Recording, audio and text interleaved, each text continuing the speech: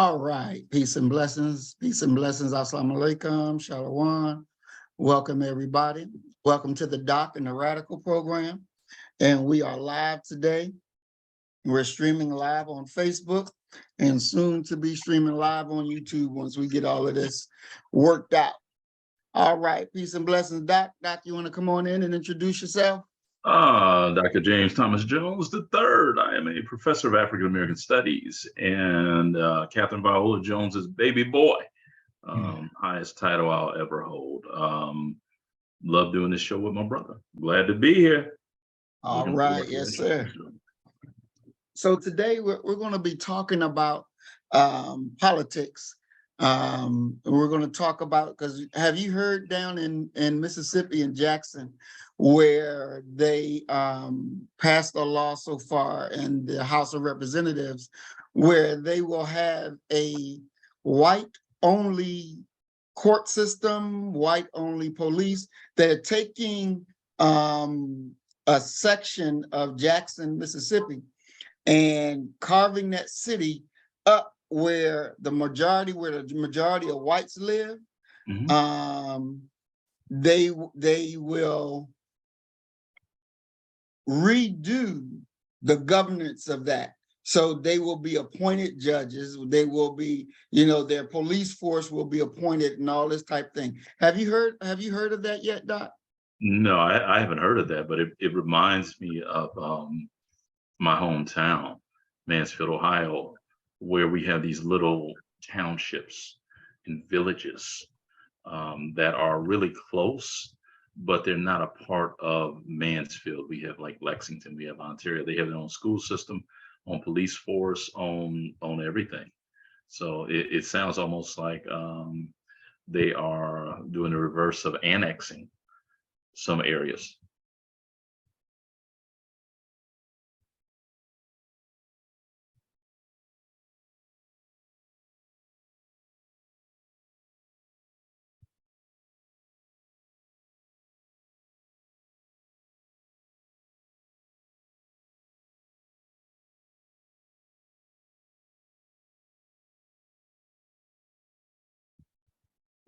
Okay, I'm back, Doc. Sorry about that.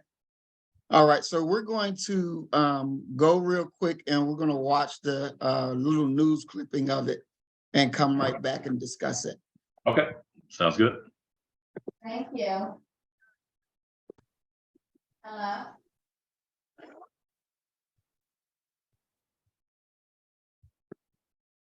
Only in Mississippi will we have a bill like this with our history, where you say solving the problem is taking the vote away from Black people.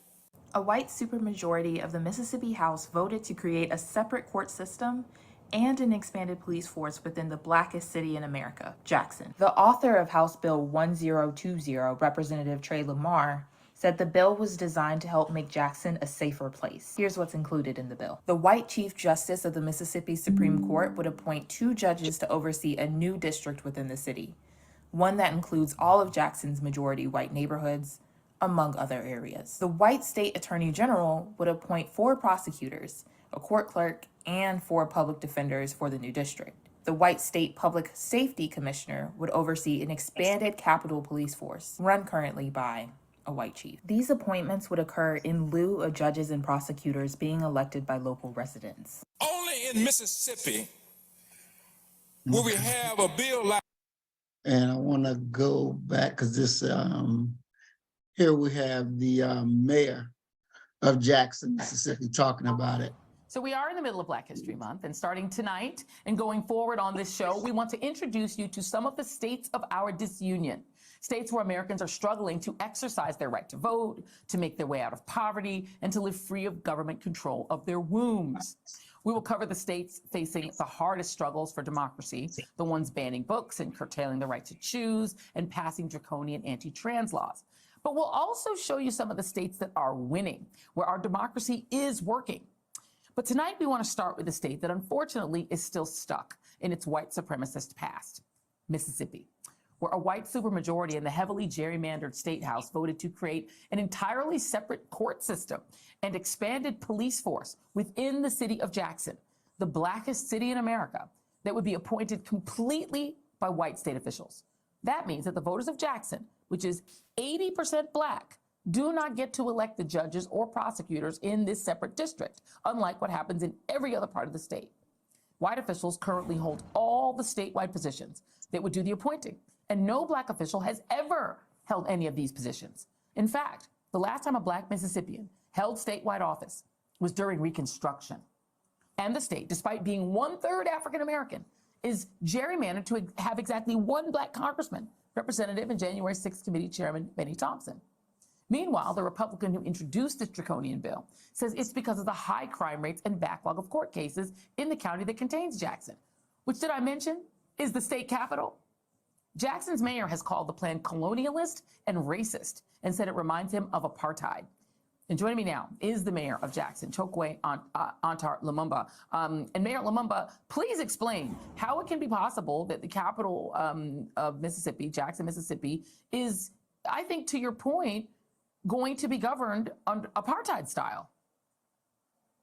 Well, I think that to speak to it honestly, I'm reflecting on the words of Coach Dennis Green, who once said that they are who we thought they were.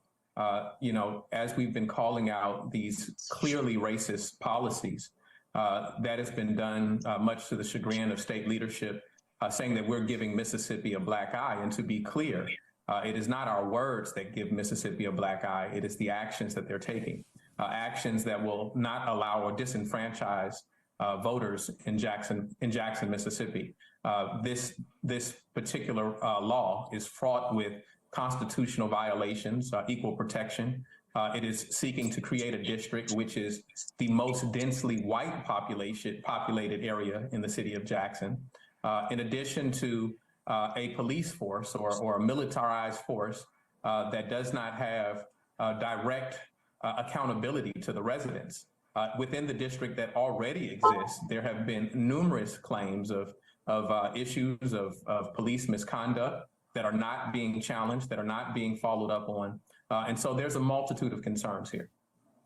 It sounds like 1980 era Pretoria. I mean, in 1890, Mississippi enacted a racist constitution that to strip African Americans of any rights and the right to vote because of the really, historic and heavy voting by former enslaved people to elect statewide officials and the lieutenant governor to really, make an incredible strides. How could it be that more than 100 years after the Civil War, Mississippi still is governed this way when it has the highest Black population in the entire country, percentage-wise? Well, I thank you for recounting that history, Joy, because along with that history was a narrative that said that it was in it was in Black people's interest not to be burdened with that heavy weight of having to select electoral leadership, much in the same way as they have created this district that they set to appoint. The representative who created this legislation or introduced this legislation suggested that the reason that he thought that these judges should be appointed rather than elected is because we wanted, quote, the best of the best, which is to suggest that Jackson residents are not intelligent enough or aware of their needs enough in order to elect those individuals for themselves. And so this has been a battle that we've been in for some time. It is because they are allowed to bring Trojan horses such as the Capitol Complex district, which was initially introduced in 2017 as a suggested aid to infrastructure. At that time, myself, along with a coalition of people that called ourselves the Coalition of Economic Justice, opposed it because we saw what it was. But you did have some legislators that looked like us who were in support. But I do want to be clear that what they were presented with was not what we see today. They were presented with an opportunity to assist a community that is in much need of infrastructure support. And so we're forced to compete against our interests. There's still a water crisis in Jackson. Federal funds have been pledged. It appears now that the Mississippi white legislators are trying to take over those funds and take them out of your hands and other elected local Jackson officials' hands. This, as Brett Favre is threatening to sue the people who pointed out that he was in possession of funds to build his daughter a volleyball complex that belonged to the impoverished people in the state of Mississippi. He was essentially in a mode of taking from the poor, and now he's suing for his reputation back. It feels like everything is upside down in Jackson and in Mississippi. It feels that way because that's the truth. And at a time where the state is littered with questions of integrity, where there's incompetence there, they charge communities like Jackson, who have been devoid of resources, of being the ones that are incompetent. There has been a willful indifference or a intentional neglect around the issues that Jackson needs. Yeah. And this is part and parcel of the larger effort. And my guess is I'll bet you Tate Reeves and them are busy trying to pass laws, trying to outlaw history, because you wouldn't want people to learn how we got here. Jackson, Mississippi Mayor Chokwe Antar Lumumba, thank you very much. All right, so Doc, what's your thoughts on seeing that those two videos? You know, it's a continuation of American history. I mean, from I would argue, the settling of Roanoke.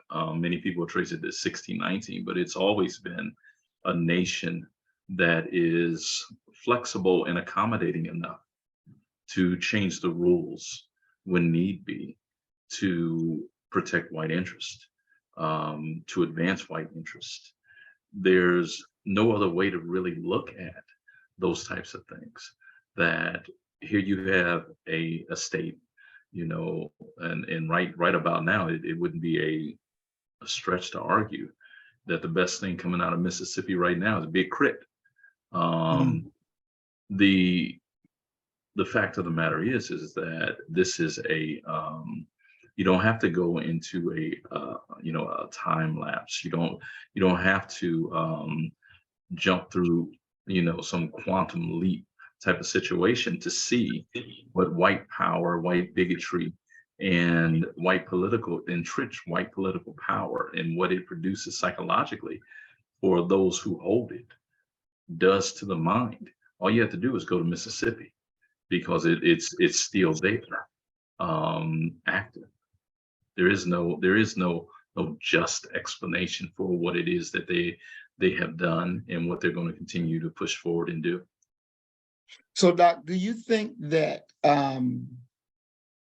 this is a situation where Black people who live in Jackson really ought to be worried about, because they've taken and carved this part of the city where the majority of them are whites living in, and now they redistrict it and put it in a way where they're governed by themselves. They're not governed under the current mayor, they're under the mayor, they got their own things. Is that something that Black people really should be up in arms over, or is it something that we should be like, well, okay, you stay over there on your side and we'll build up our side? How should this really be looked at from your thinking? Number one, they ought to be up in arms about it, but not because they want to necessarily be closely associated with whites. They need to be up in arms about this very thing for the simple fact that this is white folk using power to make the system do what they needed to do to protect and expand their interests. That's what they should be up in arms about. Now, the other question about voluntary separation, that's a whole nother issue. And I get the idea that, well, we can build up our portion of the city. But I'm not going to say that it's an impossibility. However, you're at an extreme handicap, because the tax dollars that you're steadily paying, if this movement doesn't prove much of anything else, it proves that they will siphon those dollars off and use them for their own good. Okay, it's not like you're depositing money into a Black account. You're depositing money into Mississippi.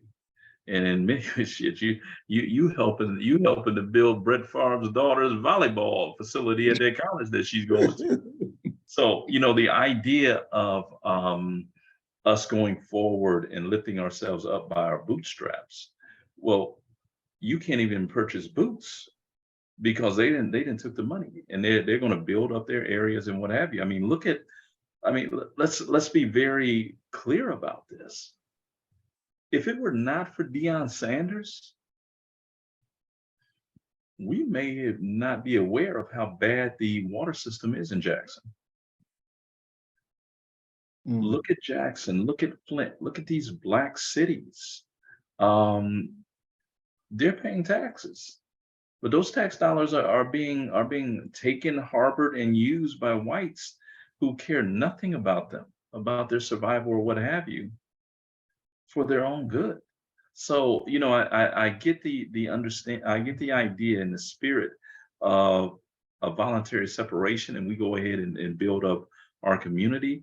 But you're not going to be able to build up that community when you're at a deficit, extreme deficit, in regards to not only receiving tax dollars, that's one issue, but also who are the decision makers?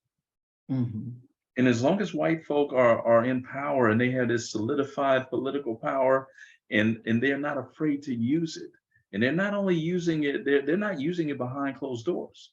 They're using it boldly, audaciously. Okay. And they're in every way. Let's, you know, the final thing I'll say is that if the people who are in these positions care not about you, you will lose every single time. You're going to be frustrated. You're going to be angry. You're going to recognize the injustice. But until you come up with a plan that you're able to take over the central government, you're going to lose.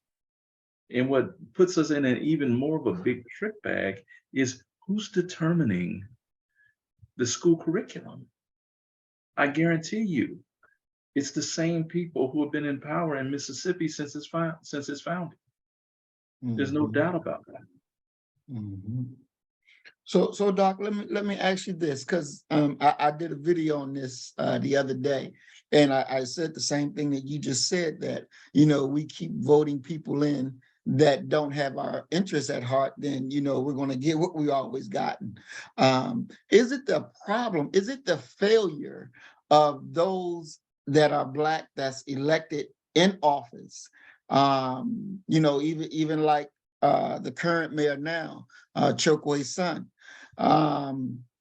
Does this problem, or okay, well, when we're dealing with all of it, really, the water, like he said, you know, this was going back to, I think he said either 2007 or 2017. So they've seen these things on the horizon, but they did nothing to stop it, or if they did do something, it wasn't enough to be able to get things done. And it seems to me that we have a failure of leadership because they are afraid to do what need to be done, because they may be seen as too radical, or, you know, not being fit because you're speaking for, you know, your people. But let's be fair. When we're talking about these elected political officials, let's be fair. When we're talking about our national political leaders, I mean, you don't get any more boisterous and straightforward than John Conyers. You know, the brother was introducing a reparations bill, and it basically went nowhere. So even the radical Black political leader is compromised in regards to what it is he's able to accomplish. What you're seeing there is, because we have, and I think that Black folk have this really bad, we believe that in our city, the mayor is the top dog. This action right here just proved to you that he's not. That there are decision makers and coalitions and plans that are being made that are wholeheartedly outside of his influence. Now we can sit up and we can have a and this is one of the things that I believe we do have, is we have this humongous circle of concern, but we have a minuscule circle of influence when those two, you know, are able to cross and touch each other. Black political officials are a minority population, let's say that. And if by some miracle they were able to all come together and vote for the exact same thing in a united front, they would still probably lose. And that's a harsh pill to swallow. And it forces us as a community, it should force us as a community to accept the idea that we got to fight these people on each and every front, including personal responsibility, individualism, uplifting each other. We've got to do everything that we can to build up our community, and yet at the exact same time, wage war against them politically, because to not do so is going to have tremendous repercussions for us. And we've seen what has happened to our people. We're still taking major hits. We're at a point now where one could argue that the minds of our people have been either taken or they've been beaten down so much that many of them don't even have pride. Don't have pride in how they present themselves. We're out here, Brother Kevin Samuels had the Bonnet, Chronicles, the Bonnet crew where sisters were going out with bonnets on their head. I've seen brothers out there like that now. And I think that all flows from, us losing ourselves, poor city services, lack of being able to educate oneself and what have you.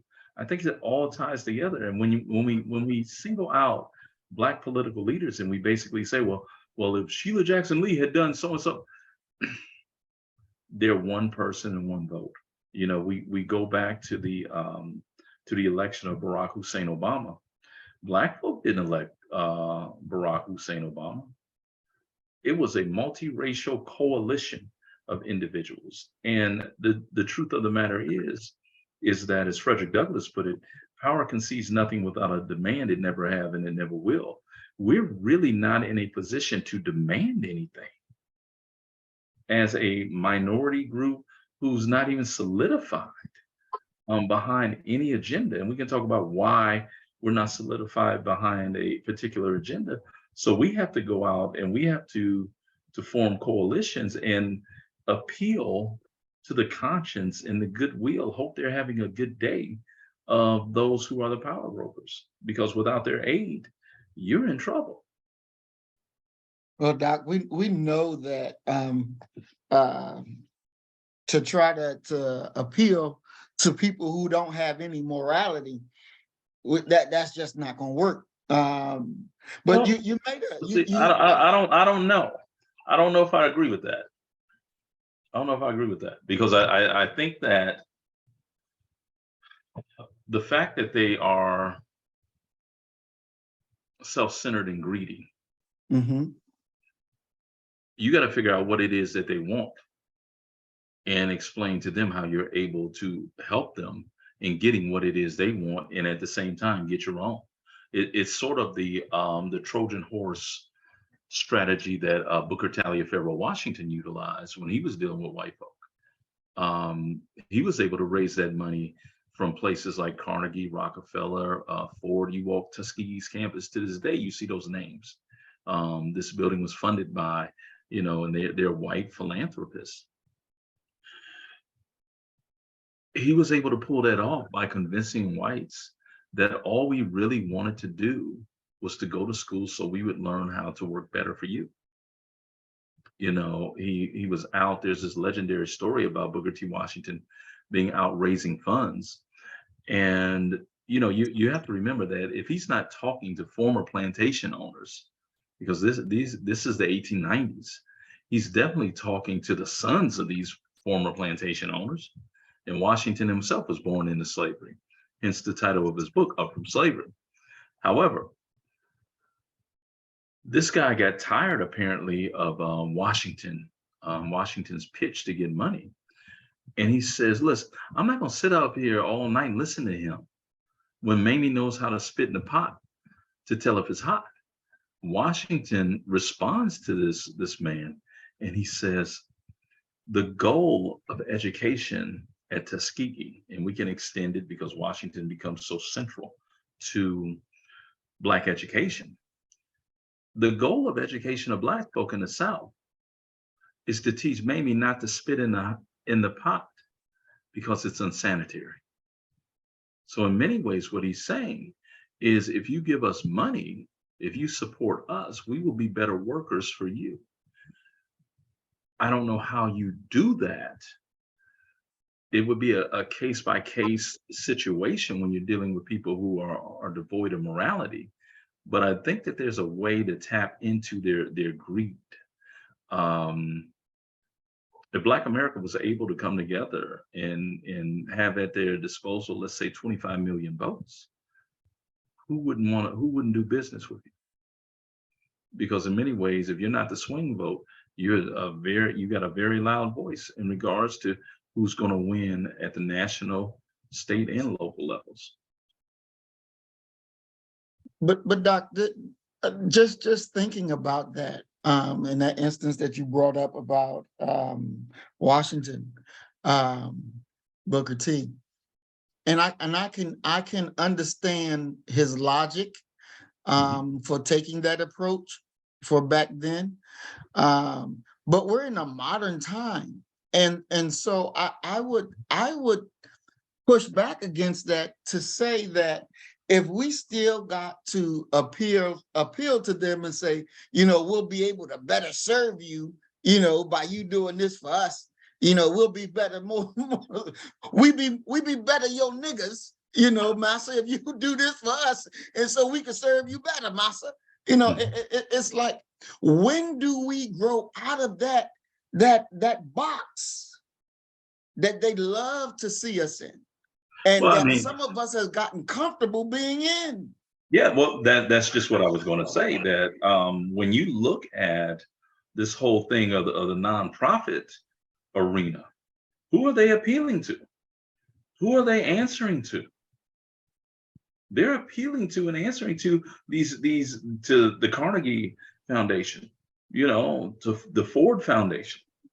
That's who they're appealing to. So in many ways, you still kind of have the exact same thing going on. And we have I just rest upon the idea that it's in the mind for our people. At the same time that we're still stuck on pursuing white philanthropic dollars, we have brilliant people like the Research Pro, Regina Al-Hassan, looked at sister, has raised up hundreds of millions of dollars for initially the Ohio State University in the state of Ohio, and now she's doing it for our people as well. So remember that name, Regina Al-Hassan, the Research Pro. So I know that there are people who are trying to do that, trying to get off of the white milk and deal with our people, but that's nothing new for us. I mean, we saw that with Garvey. We've seen that with the Nation of Islam. We've seen this repeatedly, these ideas of Black self-help, but one thing is for sure, that it's heavy lifting. And it's going to take all of us not only to raise the money, but also to support these entities, okay, that we have going. One of the things that was shocking to me to learn is that the community that gives the most philanthropically is actually Black America. But so often we look past our own people. Mm-hmm. Exactly. Doc, you also brung up Conyers, and I think the adjective or the word that you used to describe him was radical. Well, I mean radical in regards to having the nerve to stand up in the halls of Congress and create a reparations effort for a reparations bill. Mm-hmm. And Conyers did that for 20, 30 years. Mm-hmm. And so when I understand you're limiting that comment to the reparations bill, but whatever happened to real radicals like Adam Clayton Powell, right? Now, what happened to Adam Clayton Powell? They brought that brother up on charges and stripped him of all his seniority. That's what happened. But what I'm saying is though, the spirit that was in him, because they used, I think it was John Lewis. I think it was John Lewis, because when he got replaced, they brung in John Lewis. And No, what's his name took Adam Clayton Powell's position, believe it or not. Charlie Rangel. yes, there you go. There you go. Thank you. That's the Charlie seat out of Harlem. Right, right. I mean, you think about that length of time between Adam Clayton Powell Jr. no longer being a congressman, and almost, I'm not gonna say almost now, but it probably hasn't been 10 years since Charlie Rangel left. He was there all that time. Mm-hmm. Yeah, it was Charlie Rangel. And when we look now, I don't know all of Rangel's history, so I'm gonna put that out there, right? I don't know all of his history. They had a whole bunch of properties. Yeah, but he was, I'm about to say he was a crook, He was a Bunch crook. of properties now. And so it's like when I was reading the bills that Adam Clayton Powell worked on, and watching the stuff that he was trying to get done, it's like he outworked the entire Congressional Black Caucus. Mhm. And it's like his spirit or his zeal, once he was gone, nobody picked it up. Nobody decided to let me go run with it. Nobody said, here am I, I'm here to serve. I'm gonna take over where Adam left off. Mm-hmm. But I think that the only way, first off, Adam Clayton Powell coming out of Harlem was able to get so much seniority that I think he headed the Energy Committee and ended up turning off the lights in some southern states when they resisted the Brown decision.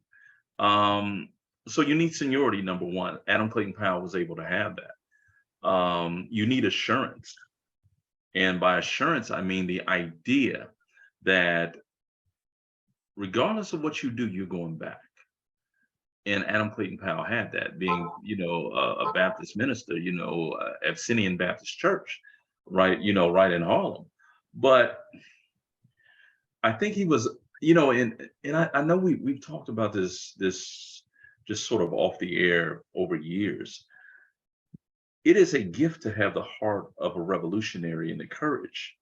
It's a gift from God, the courage to be able to stand up and, as they put it, speak truth to power.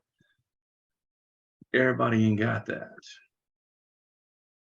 And that's crucial in regards to what it is that your life's work and what you're supposed to be doing.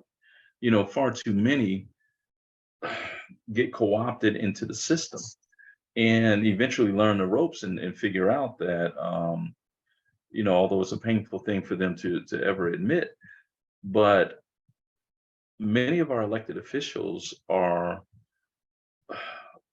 the representation of absolute power corrupts absolutely. And they begin to position themselves and exist as if their congressional districts are these little fiefdoms. And they're going to go back regardless. And in many ways, they're not, I'm not going to say they're not, well, I don't believe they're achieving much of anything, but they're certainly not even intending to do what Brother Adam Clayton Powell Jr. did. And I want to also go to the point of accountability, because you brought up Flint and their water issue, and Jackson had a water issue as well. Yeah, the Flintstones. That's exactly that's what Flint people call themselves, Flintstones. ready for the world. Yeah. And it's like looking at Flint. Yes, the governor knew about it. The people up there in his office, they knew about it. He was giving bottled water out to his people. But not saying we're going to let them off, right? Because they got to be accountable for the dirt that they have done. You mean white politicians? Right. They got to be accountable. Okay. But also those local Black leaders that was right there, Okay. Got to be held accountable, because to me, Doc, they're no better than the black nurses during the Tuskegee experiment with the syphilis during the injection. The bad blood experiment. Yes, yes. They're the same old people doing the same thing and must be held accountable. Why is it? It seems to me that we have lost the will to hold them accountable, and even to hold a cracker accountable. It's like everybody just get a free pass. Mm-hmm. Well, I mean, you don't have a clear understanding amongst the masses of how do you politically, even socially, hold people's feet to the fire. And I think that a big part of that flows from the fact that people are inundated with a tidal wave of available information. And when you consider all the things that Black folk, brown folk, really poor and working class folk go through, they're oftentimes looking for an escape, some type of reprieve. Usually it comes in the form of entertainment. And they will begin to select the less, what we would argue, less relevant aspects of information, of where you spend your time, instead of dealing with the hardcore political issues that could very well lessen some of their misery and suffering. They choose, like the NBA All-Star game apparently just happened. People sit around and watch for an entire weekend, get this dopamine hit of excitement, of exhilaration, of all of these different things, and never turn to I won't even say turn to MSNBC, CNN, or Fox. They don't read anything. And in many ways, these things go hand in hand because they have been dumbed down by a irrelevant education system. They're devoid and absent of intellectual curiosity in regards to things that are substantive. But they have a bunch of curiosity in regards to TikTok, in regards to all of these silly social media things. And their suffering will continue, will be extended in many ways. It will intensify. But the Black political officials, and this is what I said earlier about Jackson, Mississippi, and the blessing that Deion Sanders was for that city. Deion was able to keep that issue on the front page of the news, the water issue. Let's be very clear. Flint was not on the front page very long. We knew it, and then there was something else maybe in 2 or 3 news cycles that took its place. And so now the question is quite simply, have Black folk matured, have working, because it ain't just Black folk that's got to drink that water. Have these people matured enough to understand that they need to create a very active 24/7, 365 political machine that is agitating for their rights and for their position? And what makes the exploitation of the unneeded and unnecessary exploitation of poor and working class people even more inexcusable is that they are the majority in a nation that says one man, one vote. And they can't seem to get their minds wrapped around the idea to vote these people out and put your own people in there that would at least agree on a moral basis that humans have the right to dignity. Your child has a right to clean drinking water. But until we get there, there's nothing that's really going to change.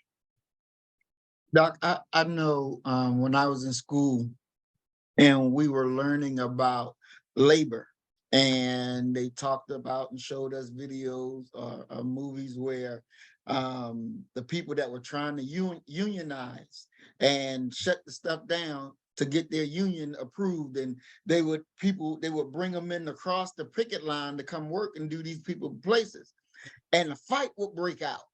Mm-hmm. You know, and it was like them union people didn't have a problem with if I gotta bust your head to make you understand what I'm saying, you gonna understand it. If I gotta use this bat to make you understand the language, you gonna understand it. And it seems to me just And now, through and now those people are voting for Trump.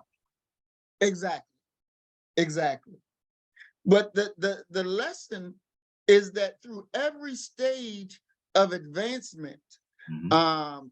in the right direction, somebody had to get their ass whooped. Mhm. Somebody had to get whooped. And so I'm at the point where I'm looking at the lay of the land, and it's like, okay, you're black, but yet you're white, because you're so white-minded that you don't think, what's best for black people. You think on this, well, what's best for white folk, or what's best for this group, what's best for, well, I can't do that because, black people ain't the only people here, that we always get that kind of frame. And I'm to the point where my thought is, you represent the majority of us and you won't do what's right by us, we about to whoop your ass and make you afraid to go wrong when it comes to us. So that way you think, because when I was in Ohio a few years back, I think it was Dayton, I believe it was Dayton. And we were at a conference, I was speaking, and for people that's locked up. And I suggested to them, I said, look, this is what we need to do when it comes to voting. We need to write up contracts, and those who want to come get our vote, have them sign it. But in the contract, it says, if you sell us out, you give us the authority to kill you. And, I was serious, but everybody broke out laughing and, having a good time. But I was serious as a heart attack, that if you betray us, we will kill you. Now, those who already know that they ain't gonna do right, they not gonna sign it.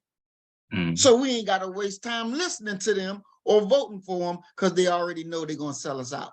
Those who are willing to put their name on that line, at least they're saying, I have no intent to do it. And they know that, look, we're gonna make it real clear that we intend to kill you if you sell us out. Mhm. Then that gives them a pressure, right? We got the demand that you asked for, but now we're backing it, but we're backing that demand up with the power of, we will kill you if you go against what we know what should be done. Well, What my thing, yeah, my thing is that you have the, the most next to, I guess, next to life, the next most valued thing, a precious thing for a politician is their political career, their public life. Um, I don't know if get them to sign a contract say we could kill you is going to do it, but I believe that the understanding, it needs to be implicit that Mhm. if you get up there and you don't represent us, you won't have to worry about doing it next election cycle, because you will not be, you're not even an option for us anymore. That's the way that we have to do it. But the problem that we have is quite simply, far too often we're not, and I'm talking especially monetarily, we're Mhm. not the ones who are putting Black politicians in these positions. A vote is very nice, but $10,000 to $50,000 campaign contribution speaks much louder, okay, than a single vote, because those campaign contributions are what convinced you to cast that vote.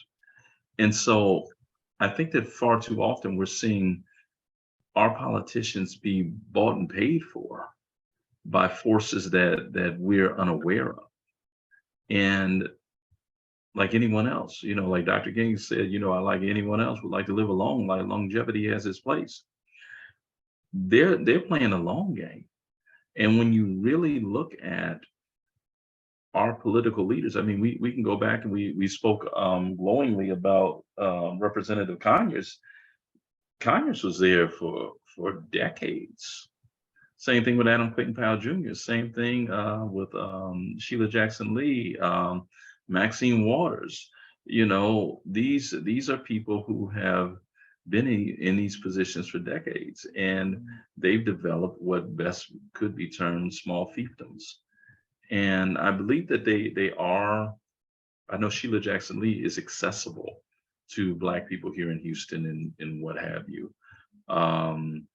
But I think that we really do need to have significant conversations as a nation in regards to term limits, to renew the very blood of democracy by injecting new ideas, new blood into the stream.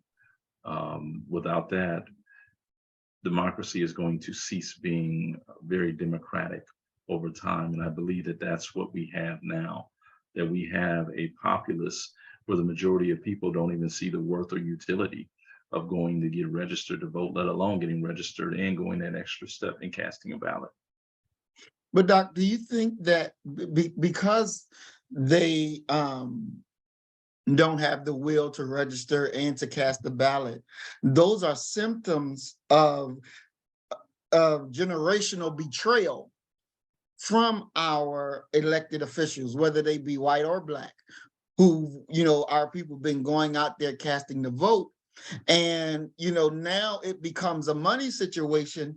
And I believe it's a money situation because we have lost the art of going door to door, meeting the people where the rubber meets the road, you know, and building those type of relationships that this candidate may have more money than you, but because your ground campaign is so strong and you meet the people where they are, and then they can see their self-interest in getting you where you need to be. So we have lost the art of meeting our people where they are. Yeah. And what's your thoughts about that? Do you see a sort of revival coming, that, you know, like these churches have their revivals? You know, do you see that in the political world, a revival of that type of action to produce the right results? Actually, I'm in Houston, Texas. I have seen the campaigning, door-to-door campaigning. I actually have some students, one of the most prominent, Jessica Purnell, who actually worked on Beto O'Rourke's campaign, and they were going door to door, handing out leaflets, meeting people, this and that. So I do see some of that occurring. However, I want to talk about the idea of people not being registered to vote and exercising that vote. I believe that you're right when you're talking about generational betrayals, but I also, we often refer to within Black America these generational curses. I think that it could be considered a generational curse of Black folk not voting in the following way, that for most people, I would venture to guess, if their parents didn't vote, they don't vote. And it becomes kind of a family tradition that we're kind of indifferent to. You're still impacted by it, but you're indifferent to the political process. And there's probably not many more dangerous positions to be in as a African American, that you have in many ways surrendered arguably one of the most significant determiners of your life to individuals who are trying to better their lives and therefore compromise your life. I believe that voting, health, education, finances, that we have to fight at every step of the way against people who wish to see us without. And do you think that,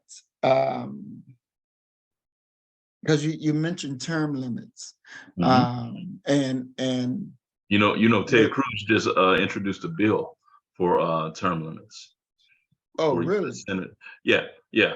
And on the same day, he announced that he'd be running for his third term. Yeah. Yeah.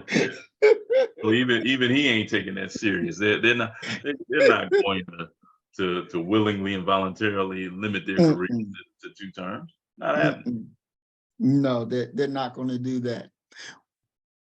Who duty is it to educate the populace on the value of voting and being registered?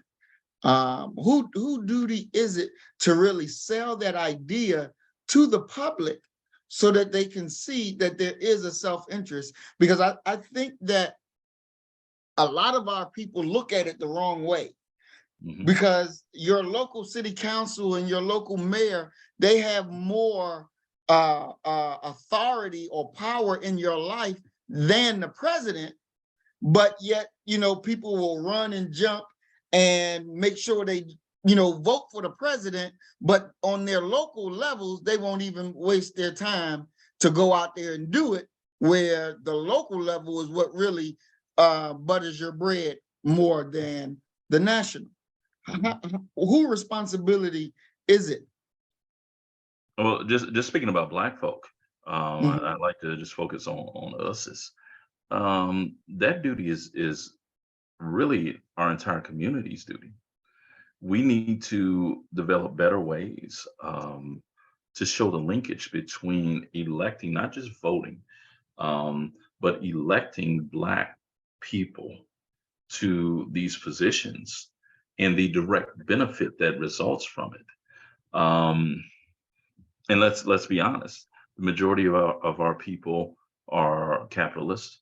Many of them are suffering from a material or financial deficit. You would need to elect someone, local politician, mayor, what have you, and be able to prove that directly links to the arrival of a new company, a new factory, or that they've given tax breaks to, or what have you, solely for jobs. And these people are now able to go down there to get jobs. And that's what unions had done such a phenomenal job of. One of my many jobs that I had when I was in college was I was a steel worker. My father is a steel worker, was a steel worker. And they made us join the union. And many people moaned and groaned because joining the union was like, I want to say the union dues were like $575 that they took out of your check, right? And we're like, oh, they're taking all this money out of my check and this, and that. Well, when you got on the job and you saw that our base pay was $35 an hour, and we're talking about the late 1980s, and we're college kids. Okay, so we're looking at, if you got I remember I got a step-up job. I was making $52 an hour as a plumber's helper. Knew nothing about plumbing, what have you. And this guy was, he showed me what he was doing and what I needed to do as far as handing him the tools and what have you. Well, that week, because I worked overtime, I grossed over $3,300, in a week. And that directly impacted my understanding about the worth and the utility of unions, and how unions, you constantly hear that unions created the in the GI Bill, the American middle class and what have you. That was a direct linkage. I think that's what we have to do. Otherwise, for many of our people who have not really participated in the political process, it's too abstract for them. Because they don't see, well, if I do A, then B is going to happen and I'll benefit via C. Well, that's happening solely from the position of who's in there versus other folk who can get in there and can do things that are to your detriment, kind of what we're seeing, how we started off talking about Mississippi, that you have some state level political officials who basically can do whatever they want to do. And for generations, for decades, if not centuries. Our only response to that has not been a righteous indignation that led us to political organization. And I have a problem with the dearth and absence of Black political scientists who are at the grassroots level and really leading our people. But our only response to that has not been political organizing. It's been to go behind closed doors amongst ourselves and say, oh, that's just white folk being white folk.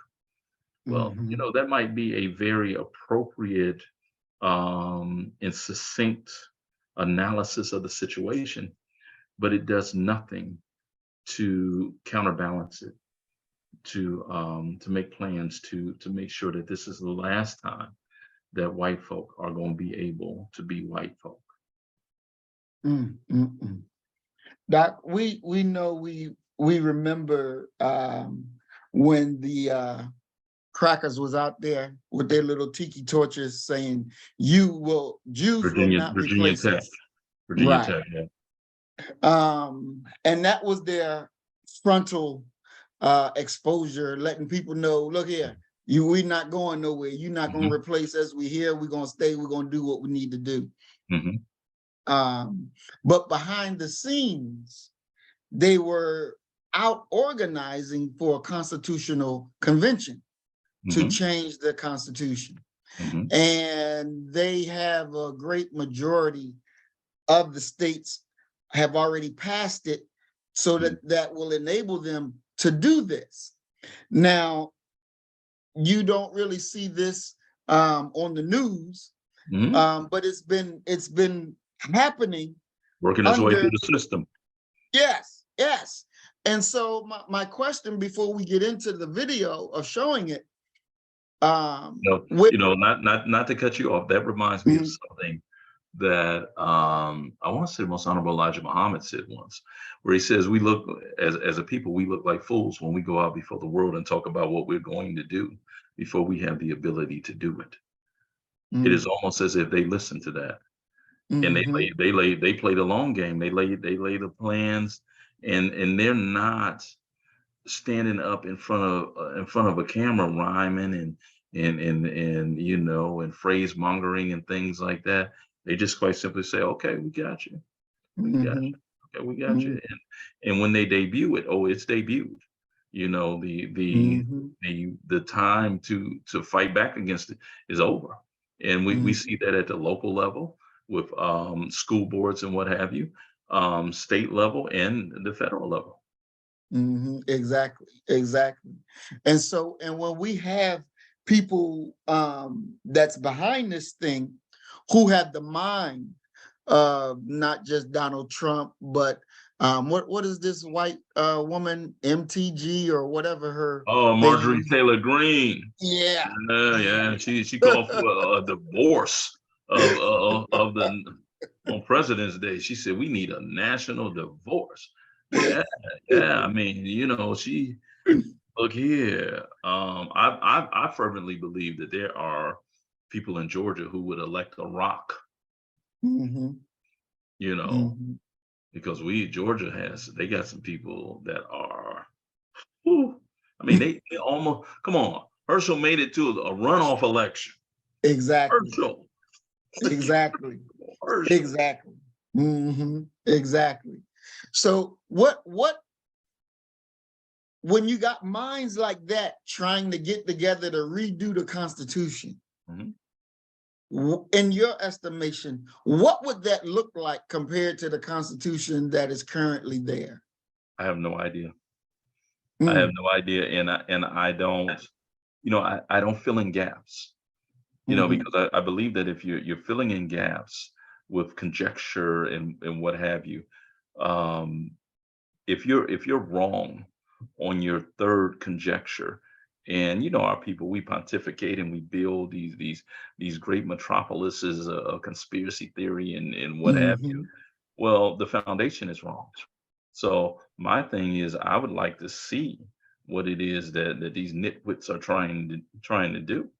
And not only would I like to see that, I would like to see our people look at it as well and be able to then come up with a response to it, or in many ways already start organizing and mobilizing for a response. One of my biggest pet peeves is this whole argument about the different forms of ID that can be utilized to cast a vote. Mhm. Well, we already know they're going to do that. So why aren't we right now getting the necessary IDs and credentials into our people's hands so that that's Mhm. no longer a an issue. It's not a problem. Mhm. We got that covered. But Mhm. that's not how we tend to do things, unfortunately. And speaking about the IDs, because it's like, um, when I think about it and look at it, I'm saying, what's the problem, right? Because you got to have an ID to do anything today. Hmm. That's just something you got to have. What's the problem?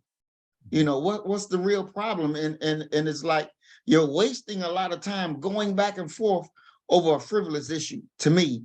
And instead of doing the things that need to be, as you said, to even prevent that from even being an issue. Hmm. Hmm. But you find comfort in the sparring over something that's just that frivolous, instead of tackling something real that will bring tangible results. Why do you think they like to deal on the low hanging fruit, so to speak? Well, I don't understand it. What's going on? Those types of moments always reek of political scatterbrainness, um, intellectual inefficiency, and mental masturbation that you really never intended to achieve anything, but you felt good while you were doing it. You can even do it with others if you choose to, but from the beginning to the end, you never intended to create anything but wasted water. And Mm. far too many of our so-called political leaders position themselves that way. We do a whole lot of of loud talking, of boisterous things, and we need to be about the work. And the Mm. work is it's really easy to understand that, okay, for you to vote, we need for you to have yada yada yada yada. And really it's Mhm. only one yada. Instead of talking crazy. Why doesn't, and this is one of the roles of that Black media could play, and definitely Black media in conjunction with the Black church could achieve this seemingly instantaneously. Everybody that come down here for any service, I don't care if we're going to pray for you, I don't care if you just Mhm. want to pay your tithes, what have you. We would like for you to get registered to vote, and we would like for you to take one or two political classes where you'll meet the candidates. Give them Mhm. food to get them to come out and what have you. We have to, this is about illuminating the minds of our people. And we haven't done a very good job of that. But we're sharp dressers. Mhm. We know what the latest, I call it the ghetto hokey pokey dance is, where they're gonna Mhm. spin and turn and y'all teach each other that. But when it comes Mhm. down to things that are really important, such as getting registered, such as going to the doctor to get checked out, the things that are life saving and truly important, we seem to pay no never mind to it. And that, you know, is that's in our house. That's Mhm. not, attributable to white folk at all. That's homegrown Black inefficiency. Exactly, exactly. Let us go.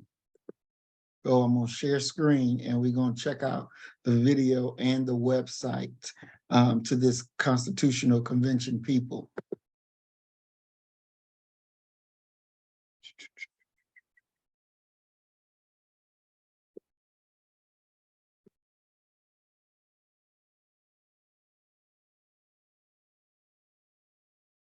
Article 5 of the U.S. Constitution lays out the procedures for amending the document. One method allows 2/3 of Congress to propose an amendment. The other allows 2/3 of state legislatures to call a constitutional convention to propose amendments. In either case, the proposed amendments require the approval of 3/4 of the states, which would be through the state legislatures and the typical legislative process. So far in United States history, though, only Congress has proposed amendments. But now a movement among states to call a constitutional convention has reached the halfway mark. In late January, Nebraska became the 17th state to pass a resolution calling for a constitutional convention. That's half of the 34 required states to form that 2/3 majority. All 17 states have passed similar resolutions, which would limit the convention to proposing amendments to the Constitution of the United States that impose fiscal restraints on the federal government, limit the power and jurisdiction of the federal government, and limit the terms of office for its officials and for members of Congress. The movement is being spearheaded by a group called the Convention of States Foundation. It cites vaccine mandates, supply chain chaos, and federal intervention in public schools as reasons why this might be the right moment to finally limit the federal government's power and return control to the states. As the US government surpasses $30 trillion in debt, and as Nancy Pelosi seeks a 19th term in her 36th year in Congress, calls for fiscal restraint and term limits are more relevant than ever. The details are light on what exactly those proposed amendments to the Constitution would be. That would be for the delegates sent by each state to the Constitutional Convention to decide. And it is an enticing prospect to bring the federal government back under the control of the states as was originally intended by the founding fathers. But the odds of that happening are not exactly overwhelming. Georgia was the first state to pass the Constitutional Convention resolution in 2014. Then it took another 8 years to reach the halfway mark, 17 states of the 34 required. The latest state, Nebraska, included a sunset provision in its resolution, meaning its resolution will expire on February 1st, 2027. That leaves only 5 years to reach the goal. But most states that you would expect to favor limiting the federal government's power have already passed the amendment. In chronological order, the following 17 states have passed the resolution: Georgia, Alaska, Florida, Alabama, Tennessee, Indiana, Oklahoma, Louisiana, Arizona, North Dakota, Texas, Missouri, Arkansas, Utah, Mississippi, Wisconsin, and Nebraska. And although the resolution has passed in one of the 2 legislative chambers of 8 additional states, it's likely to be increasingly difficult to pass the resolution in the remaining holdouts. I certainly do not want to criticize anybody who works hard to limit the power of the federal government. And if this is a cause you believe in, it takes relatively little effort to pick up the phone or send an email to your state rep or state senator asking them to support the resolution. But you don't want to rely on movements like this in order to gain personal freedom. Like the secession movement in New Hampshire that I talked about in a previous video, this is another example of collective action that you have little control over. At Sovereign Man, we focus on individual actions which you have total control over. The added bonus is that every action you take to strengthen your Plan B is effectively a vote in favor of more freedom for yourself and for the world. Take digital nomads, for example. As the internet became more mainstream, many people found themselves able to work from anywhere. They started spending their time and money in jurisdictions around the world that offered the best benefits. That market force encourages smaller countries to compete to have the best internet, accommodations, infrastructure, and fair legal systems that don't scare Westerners away. Now it seems like every other day a new country is offering a digital nomad visa or remote work visa in a bid to attract talent and business to its shores. We've actually written about 20 of these options to our premium Sovereign Man subscribers, and we're going to be talking about more soon. So I'll add the link in our description if you want to find out more about our paid products where you can get more information. Some offer great tax rates or relaxed COVID restrictions or a really low cost of living. And you don't have to join a movement or get the approval of 51% of votes. Okay, I think that's it, what he was talking about, the Constitutional Convention that we're discussing.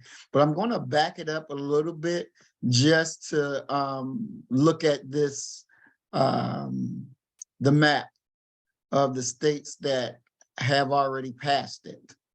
And And we see again, Georgia, Alaska, Alabama, Tennessee, Indiana, Oklahoma, Louisiana, Arizona, North Dakota, Texas, Missouri, Arkansas, Utah, Mississippi, Wisconsin, and Nebraska. The majority of them were slaveholding states. So Doc, what's your take on what you're seeing thus far and what you've heard so far? I mean, it's a return back to that larger argument that ultimately led to the U.S. Civil War, the idea of states' rights. Where does the states' rights begin and the federal government's rights begin? When we're talking about the idea of the supremacy clause, which is going to, for any of this to be even real, they're going to have to go in and rip out the supremacy clause, which quite simply says that the federal government, during any disagreement or any tie, it's the federal government that has the final say. You know, one of the things that I often ask my students is who runs the schools when we're talking about Brown v. Board 1 and Brown v. Board 2. And I've yet to, in all the years I've been teaching, coming up on almost 30 years now, I've yet to come across a situation where all of my students agreed. The majority of them say, well, the states run the schools. And they're shocked to hear me say, well, yeah, but the federal government allows them to run. They give them a certain set of parameters of what needs to happen. Now you can administrate that, but the moment that you fail or you get out of line, we will come in and take over the educational system. It's the classic argument about states being able to make their own rules. We've seen this before. And as with most things in this nation, it is predicated upon an idea of protecting white identity, white rights, white folk being in control of their own lives. That's an idea that should be frightening to Black folk, but at the exact same time, it's an idea that should be adopted by Black folk. It reminds me of what Brother Malcolm talked about when he talks about what Black nationalism is. It is a belief that the Black man and woman should be in charge of the politics, the economics, and the schools within their community. So on the one hand, I don't necessarily see much wrong with locals and states trying to determine their own destiny. Yet at the exact same time, as a Black man in America, it scares the shit out of me because of what we started off with Mississippi, that if states are truly autonomous and have the ability to do what they want to do, you're going to see a much different, more extreme, gerrymandered political system. Whereas they're going to carve up cities and states and what have you to arrange the vote. And we don't see that coming necessarily from the left as strongly. It seems as if those on the right have adopted Al Davis, former owner of the Oakland Raiders. He was famous for saying, if you ain't cheating, you ain't trying. These people are trying to take control, have states' rights supersede federal rights. I don't think it's going to happen. But if states' rights do become the predominant thing, you're going to literally be dealing with not a United States of America anymore, because everyone will have their own rules, their own bylaws, and what have you, at a very frightening position. Exactly. And you know, when they talk about states' rights, and you know, as we talked about before, you know, that's a dog whistle for the you know, the KKK people to know, okay, yeah, we about to fuck some niggas up quickly. Yeah, see, my thing is, I don't think it's a dog whistle. I think it's a blowhorn. I think it's a megaphone. Mhm, Yeah, they're not hiding what it is that they're saying. mhm, We mhm. hear that just like they do. Exactly, exactly. And so in my video that I made earlier the week about this, and I was saying to our people that some of you don't believe Hmm. that you're going to have to fight these people. Hmm. You don't want to believe that you're going to have to fight for your freedom, because for them, it's about protecting their way of life, even for their children. So if that means that they got to do whatever they got to do to us to limit our freedom, to limit our lives and the lives of our children, they're ready to go with it. They're ready to go with it. And so we got to be ready and understand, oh, really? Then we got to answer for that. Because it ain't these people ain't playing. They not playing. They're actually taking these steps to get what they want happening. And we all remember Biden, what he said to Charlemagne. If you ain't voting for me, then you must not be black. Hmm. So the question is, well, where is the quote unquote liberals? Where is the quote unquote left when all of this was happening? What were you doing to prevent this from happening? Where were you at? Why weren't you out there ringing the bell? Ding, ding, ding, ding, ding. Hey, this is coming on. You better start waking up and paying attention. Why were they silent when something of this magnitude is moving? What's your thoughts on yeah, that? but see, my thing is I don't know if they were necessarily silent. Um, and what I mean by that is this, that Black America has allowed somehow it's one of the darndest things that they've allowed athletes and entertainers to be their sort of their their canary in the coal mine.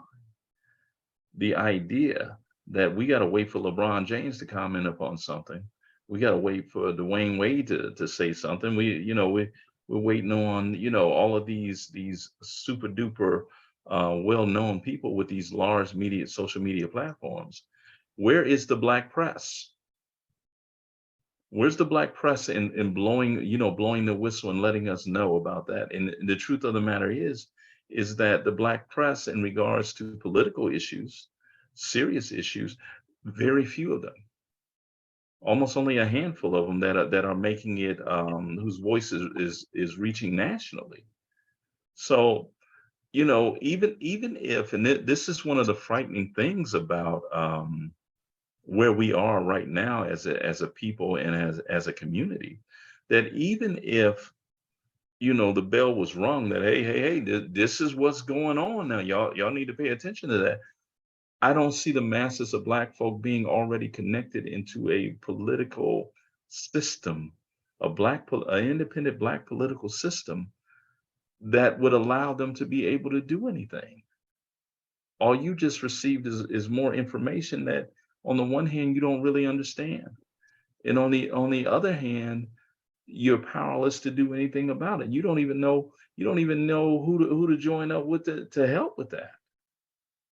And you fought the NAACP on it. You fought black media on it. You can fault all of us on it. That it hasn't, though, all of us who have national platforms, that it hasn't been talked about and bannered about and discussed in a way that it should be. And it's interesting because even Pennsylvania in the blue, all those states in the blue mean that they got the bills in the works. So it's moving through, the state representatives and the state Senate is moving there. And President Biden came into office saying, when a president says something, it's important. When the president says something, it got some weight behind it. But the president hadn't mentioned none of this. Neither has Kamala Harris mentioned anything about this. And One has to wonder And it's not just Kamala Harris, but pretty much every vice president. They're so silent. You almost could be convinced that they've removed their voice box, their larynx, Mhm. because they're never Mhm. talking about anything. Mhm. Exactly, except Dick Cheney. Yeah, well,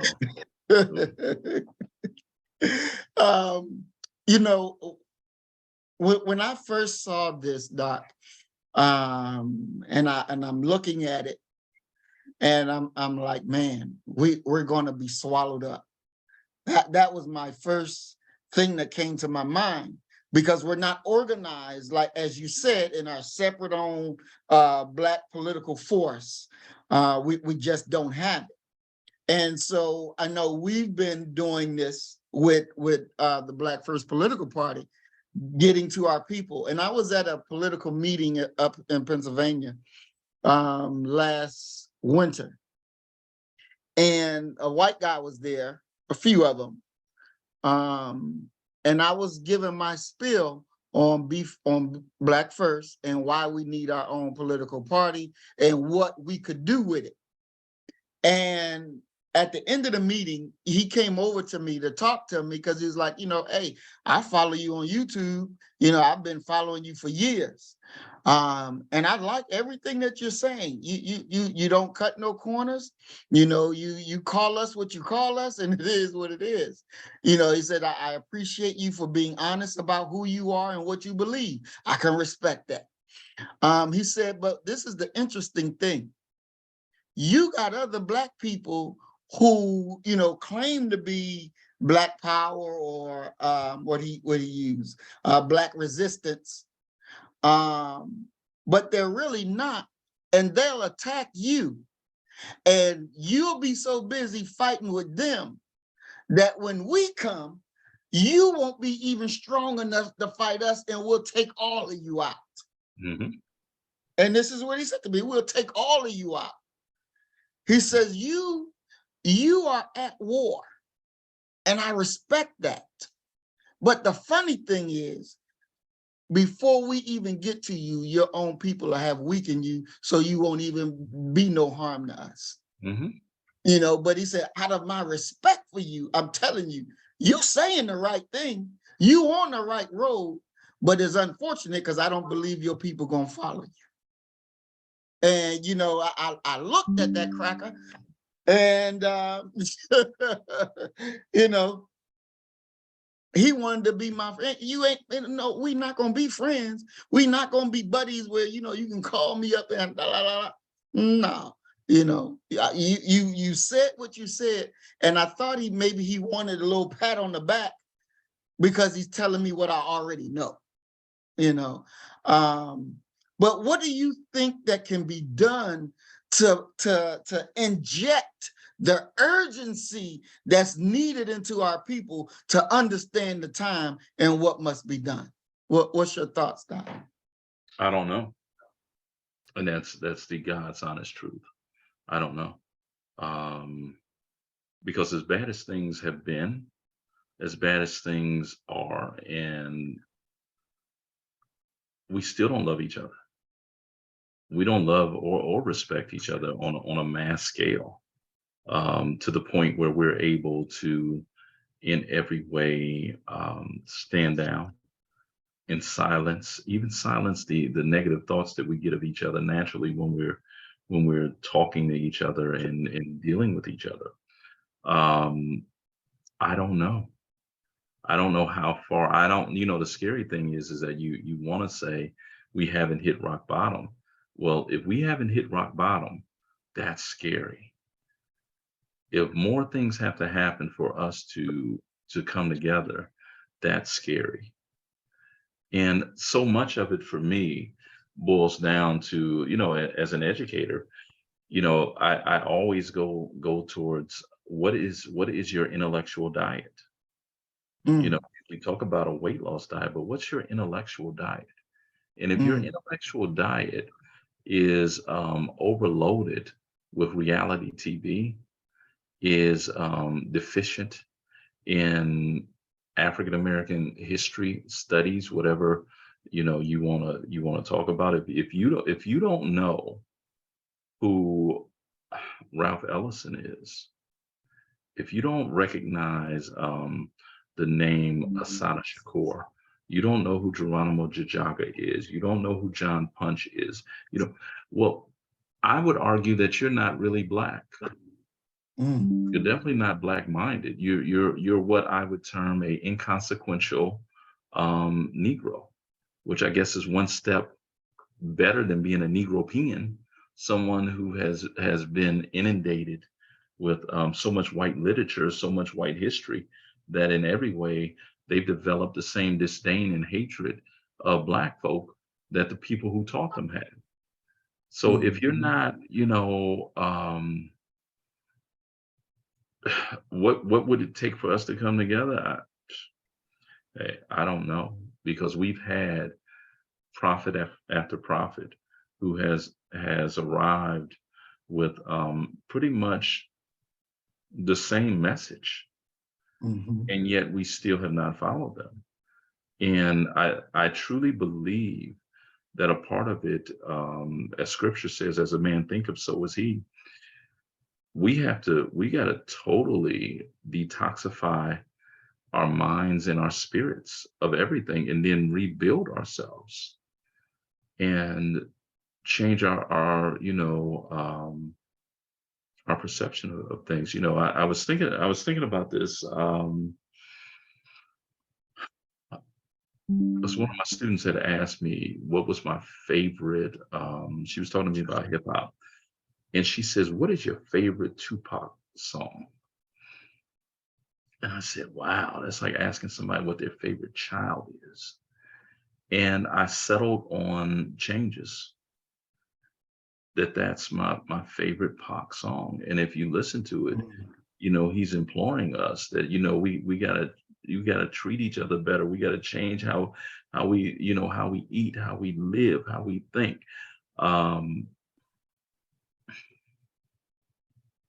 I don't even see us. I don't see the masses of us doing that. I see a chosen few doing that, and I'm resting upon the idea that maybe all we do need is a solid 10% of brothers and sisters who are able to set an example and change the direction. But even within the activist community, even within the intellectual community, you have the same rivalrous, backbiting, non-cooperation spirit that you get amongst people who have never thought about anything substantial, So I don't know what it would take to bring us together, brother. If I knew that, I would do it. Yes, sir. Yes, sir. And so this is their website, the Convention of States. And I would implore that everyone who is watching us live and those who will come back and see the replay to go to this website and go through it and examine it and look at it and see exactly what they're talking about, because this is real and this is going to affect you one way or another. And when you hear Ron DeSantis, he's part of it, and they're talking about the woke publishers and the school systems, and it's enough material on here that will give you a clear understanding of where they're going and what they are about. Even when we go down here to their Twitter, because they have a Twitter account as well. And what they're saying in this one right here, can you believe this? 0 students in 23 different Baltimore public schools are proficient in math. Are proficient, 0. Now, I don't know whether that stat that they're saying is true or not. I would hopefully believe that is not. But I know in prior research of myself with different schools in Baltimore, that at one time they were graduating students from high school who could not read their own high school diploma. That's real. That's real. we got some work to do. We got some decisions that must be made. That must be made. The projection that we're on and the projection where they're going don't look too good for us. So we got major decisions to be made.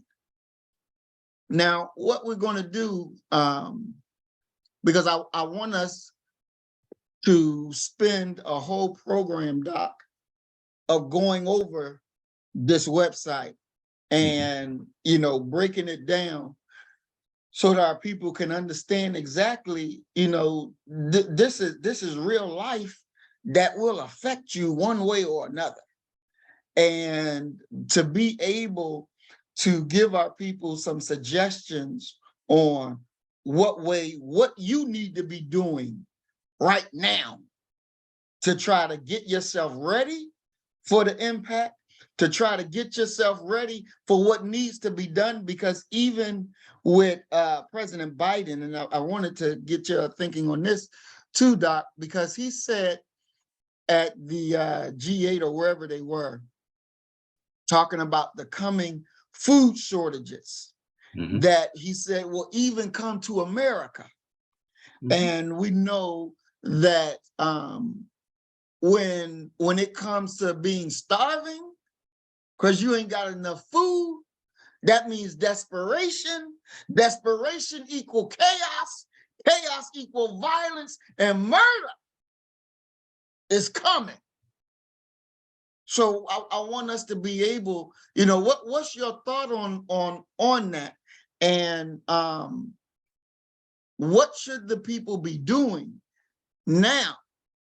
Because since Biden has said it and other people have said it, you know, Minister Farrakhan been saying it, the Honorable Elijah Muhammad said it, others have said this, and people took it as, oh yeah, well, it ain't happening yet.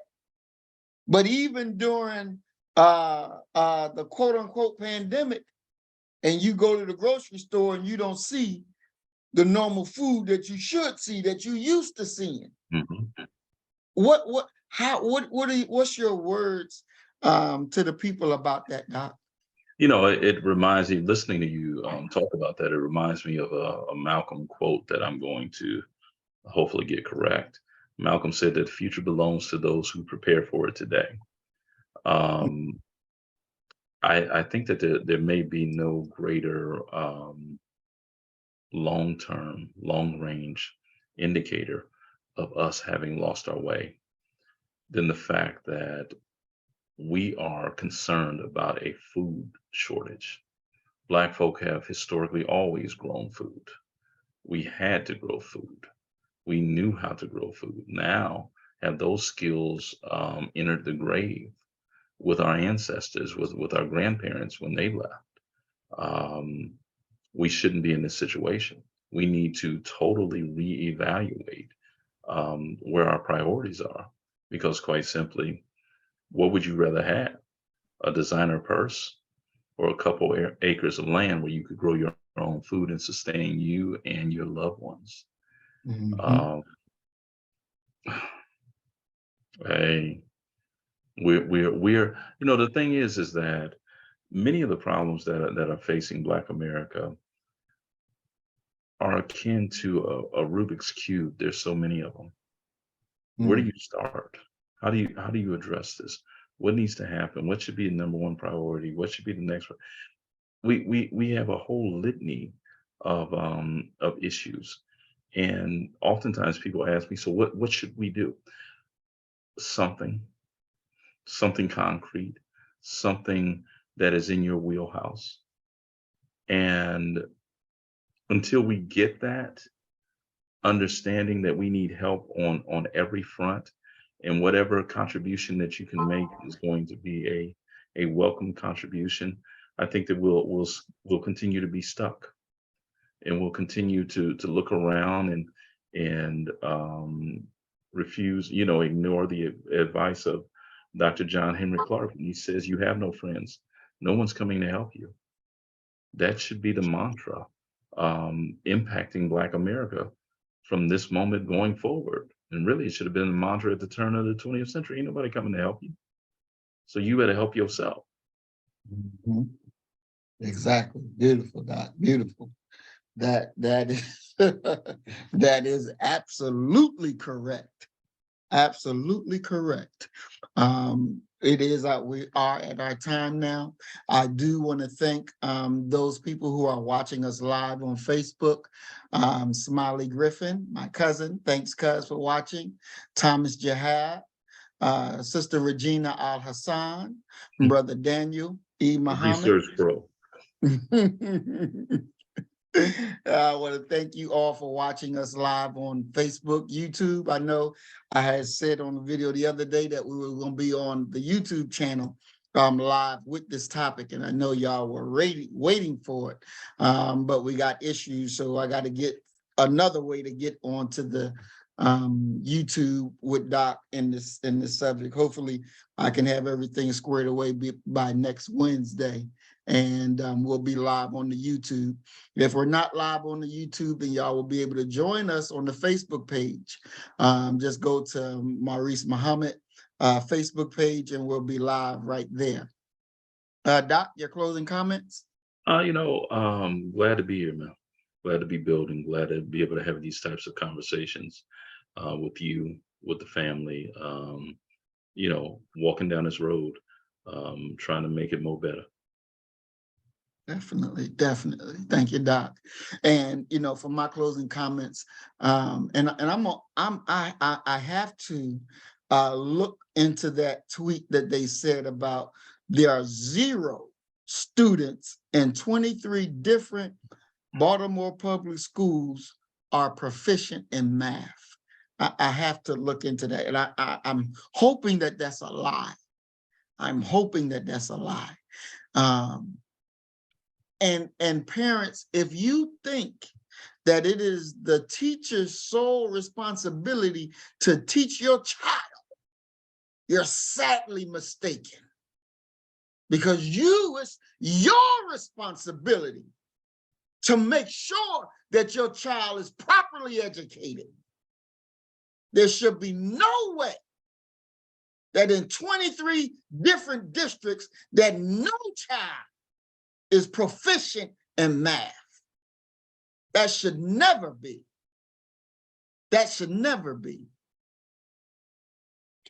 So we got some work to do. You can't be lazy and expecting somebody else to do your job because it's yours to get done. You are the parent. You are the first teachers. And if you don't do your job, why do you think somebody else gonna do it for you? If you don't love your own children, you think a stranger's supposed to love them more than you love them. You think a stranger's supposed to serve them more than you serve them.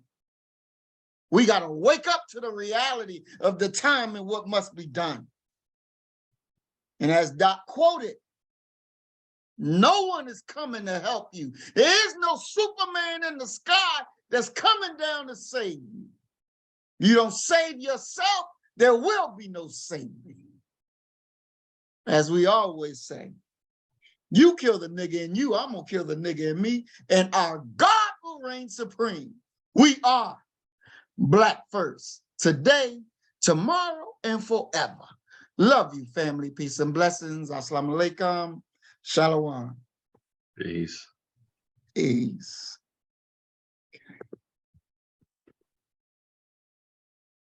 So you better get the message and get it straight. You're gonna need some bridge work. It's simple as that. Because we're living in judgment. We're living in implementation.